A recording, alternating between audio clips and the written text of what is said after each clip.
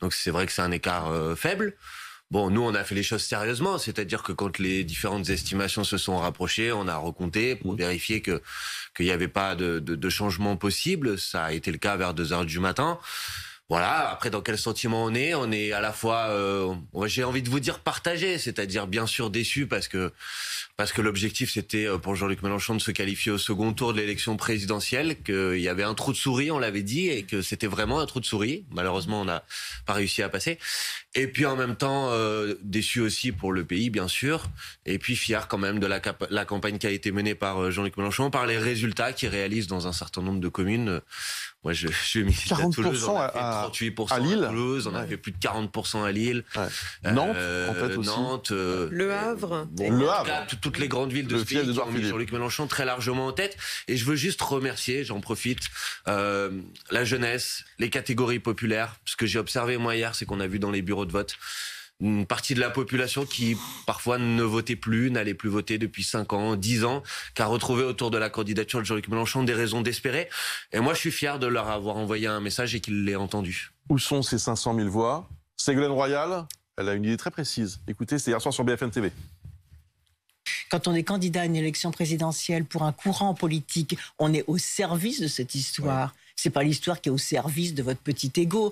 Et comme ils n'ont pas compris cela et qu'ils ne se sont pas retirés... Vous parlez d'Anne Hidalgo ? Les trois. Ouais. Anne Hidalgo, les trois, Fabien Roussel et Yannick Jadot, ils sont en dessous de 5%. C'est-à-dire leurs frais de campagne ne seront même pas remboursés. Aujourd'hui, ils se seraient retirés, on aurait Jean-Luc Mélenchon au second tour.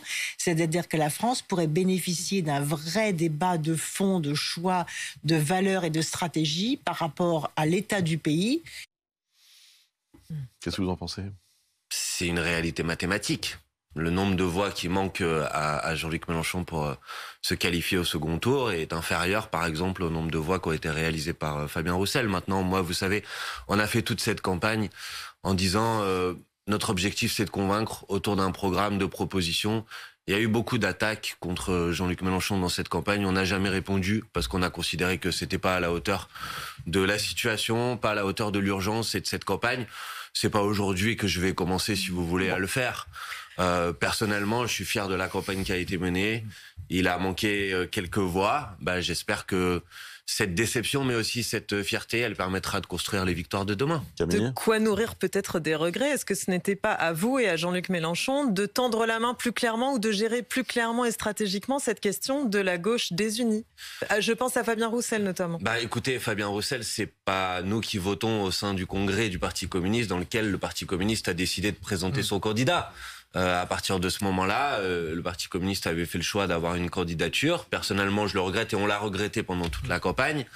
Maintenant, ça sert à rien, on peut pas refaire l'histoire. Vous avez votre part de responsabilité, pas vous individuellement, bien entendu. Non, mais sûrement, parce que j'ai le souvenir très vif d'un SMS de Jean-Luc Mélenchon adressé au Parti communiste, qui était en gros, vous êtes la poussière de la terre. Hein. Alors, ça laisse des traces dans la tête des militants, et notamment de ceux qui votent ensuite dans un congrès. J'entends Monsieur Duhamel, mais vous entendez aussi que si par ailleurs on s'échangeait des SMS, par exemple, ce qui n'est pas le cas, on les mettrait pas sur la place publique. Donc un SMS, c'est une conversation privée, c'est pas une analyse politique. Donc à partir de ce moment-là, bon, je vois qu'il y a des images, je sais pas s'il faut s'interrompre, mais écoutez, franchement, moi, c'est pas vraiment ça qui m'intéresse aujourd'hui. Ce qui m'intéresse, c'est comment, sur cette base-là, on construit l'Union populaire qui a émergé à près de 22%. Sans Jean-Luc Mélenchon, du coup. Mais non, Jean-Luc Mélenchon, il participera nécessairement. Je veux dire, sans lui en tant que leader. Mais il n'a pas annoncé un scoop, Pierre. Il avait déjà dit pendant la campagne que ce serait sa dernière campagne. Mais même les législatives. Mais Jean-Luc Mélenchon, il sera dans la bataille à nos côtés. Je sais pas exactement quelle sera sa position. Il le décidera, il le déterminera lui-même. Mais Jean-Luc Mélenchon va pas se retirer. Vous n'excluez pas qu'il soit candidat aux législatives? Moi, je n'exclus rien. Je crois que c'est pas à moi, personnellement, de prendre une décision à sa place.